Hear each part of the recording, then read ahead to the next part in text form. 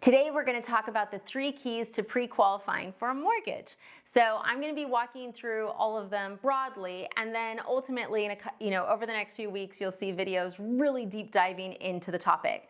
So what I hear a lot of as a lender is I hear people saying they don't qualify. And I start asking them questions and I'm like, you totally qualify. Like, why do you think you don't qualify? So it's not uncommon for people to psych themselves out. So let's go through the 3 keys so you guys know what I, the lender, am looking for so that you feel more confident. Now, before we start, if you guys have any questions, I have a link to my calendar. You would talk with myself, Sandy, or Alyssa. This is free. We'll answer any of your mortgage questions. We'll help you plan. We're there to make sure this is as easy as possible for you. So do not hesitate to call. Okay. Number one is credit. That's right. That's one of the first questions I always ask. I say, hey, how's your credit score right now? The reason I'm asking is twofold. Number one, I want to see where your credit score is at so I know what type of loan program I'm going to be looking at. And number two, I want to make sure you're going to meet minimum product requirements, okay? So when I say minimum product requirements, I'm talking about different loans have different credit score requirements. Now, on top of that, different lenders have different credit score requirements for different loans. I'm not kidding. So you could talk to 20 VA, FHA, conventional lenders. They could all say their minimum credit score is different, or half could say it's one thing, half could say it's another. So you need to understand that lenders also make up their own credit score requirements. So if you've been declined by a lender because they said your credit score was too low, it's always good to check with another lender because it could have been that your credit score was just too low for them. Okay, so I'm going to tell you what my credit scores requirements are based on product. It's October 2023 and I work at guaranteed rate. I'm telling you this for 2 reasons. Number one, I'm telling you this because these things can change. And number 2, I'm telling you this because it depends on who the lender is, and I work for guaranteed rate. So it's really important that you know that. Okay, FHA and VA, our minimum credit score is 550. Yes. Conventional, 620. Jumbo, so when I say jumbo, guys, I'm not talking about VA. VA has no loan limit, so we don't say jumbo over there. I'm talking about jumbo, non-VA, like $3 million, $4 million, $2 million loan, 20, 30, 40% down. I'm going to be advising that your credit score is 720 or higher. There are programs at 700. Once in a while, we'll see one that goes as low as 680 on the credit score, but you're going to be getting the better rates, 720 plus. Really, if I was doing a jumbo loan personally, I would be trying to get my score over 740, 760. That's just for the best rate. You don't have to have that, but it's just for the best rate. And when you're talking about that size of loan, rate is very critical, okay? So those are the minimum credit score requirements that we have right now. Beyond your credit score requirement, credit history comes into play too. So it's really important that you guys know, even if your credit score meets the requirement, you may have an issue if you have lates within the last 12 months, like car payment lates are a big one. If you have something that you're not paying right now, that can be a risk red flag. So it's not just about the score, it's also about your history. But sometimes people are like, well, I had a late 3 years ago, am I screwed? No, guys, you're not screwed from a late from 3 years ago. So really, we're gonna be looking at within the last 12 months, unless it's a foreclosure, short sale, or bankruptcy, and those do have different timelines, okay? But once again, guys, get on the calendar, ask us your questions. Okay, number 2, income.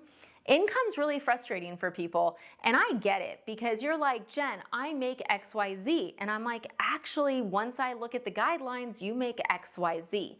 So, for instance, let's say that you've worked at a company for 100 years and you were salaried, but then you went into commission and you're making twice as much. Oh my God, that's amazing, and you've been at commission for 6 months. I can't use your income at all. You're like, what? I've been at that company forever. I'm just making more money. What's your problem? Lender guidelines are crazy, guys. Like commission, 2-year history gets averaged. And if your commission's going down, we use the declining. And if the decline's too big, like sometimes we can't even use the income. Same with bonus and overtime. Self-employed, we're gonna be looking for 2 years tax returns unless you've had your business open for 5 years. Even if you're an hourly worker, we're generally looking at a 2-year average unless you consistently are working 40 hours every week, which is rare. Sometimes it's 38, sometimes it's 41. So the only income that really you and I are gonna look at exactly the same is if you get a salary. That's it. And you may go, well, wait a second, Jen, what about VA disability or Social Security or Social Security disability? I'm gonna be grossing those up. So it's gonna look higher than what you guys actually get if it's non-taxable income, which some of those definitely are, okay? So with income, we have to be able to show ability to repay. So it doesn't matter how much you spend in rent, it doesn't matter, how much you save, it has to meet the guidelines. So income is something that you really want to make sure the lender's looking at. Personally, would I be comfortable with a pre-approval where the lender didn't look at my income? No way. The only time you could even theoretically get away with that would be if you're salaried. That's it. Anyone else, like the lender needs to look at your income because it can be very different than what you expect. So income is the second key. First key was credit. Number 3, assets. That's right. So what's in your bank account? Now, I just want to let you guys know, you don't have to list all your bank accounts. So if you have like $5,000 in one and then you have like 6 accounts that all have like 100, 150 bucks, don't list them. List the accounts that you plan to use for the transaction, okay? So what are you gonna use for your down payment? What are you gonna use for your closing costs? Use those accounts. Now, for instance, with VA, there is no down payment requirement. And if you can get the seller to pay closing costs, you don't have to come in with any money. So have I done VA loans without seeing any assets? Yeah, I have. It's gonna depend on the loan amount. With something like FHA or conventional, a lot of times people will say, well, I'm not ready yet because I don't have money for closing costs. And I'm like, let's get the seller to pay them. That's something that you negotiate, your realtor negotiates when they're writing your offer. As I film this in October 2023, once again, there's lots of parts of the country where you can get the seller to pay your closing costs. So don't let that be why you don't get pre-approved, okay? I see that a lot, and I'm always like, oh my God, like we could have just done this months ago and you could have gotten that house. It's just a negotiation. There are some loans that require what's known as reserves. So reserves is extra money in the bank. Let's say the payment's $5,000, a loan may require 6 months reserves, so that'd be like $30,000. Loans that require reserves are generally gonna be an investment property or jumbo, okay?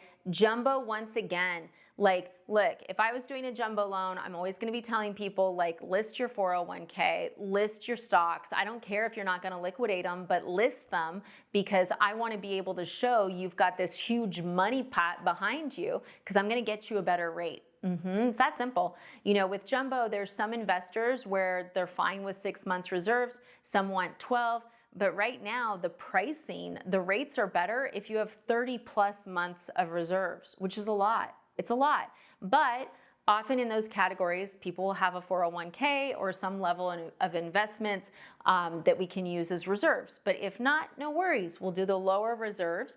But for instance, do I know of any loan that you can do a $2 million loan with no reserves?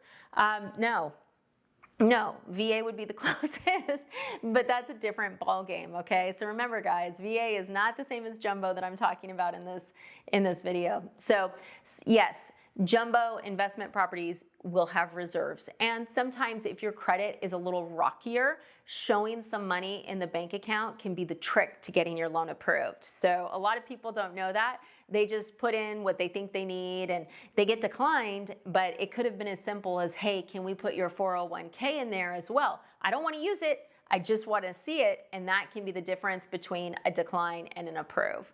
So look, those are the 3 keys: credit, income, and assets. So if you guys have questions, please reach out. I'll be doing a deep dive into each section just because literally I could talk for an hour on each one. I don't think my camera will do it, but I could do it. So I'm a mortgage lender licensed in 48 states. I want to be your mortgage lender, so please reach out, guys. Thanks for watching.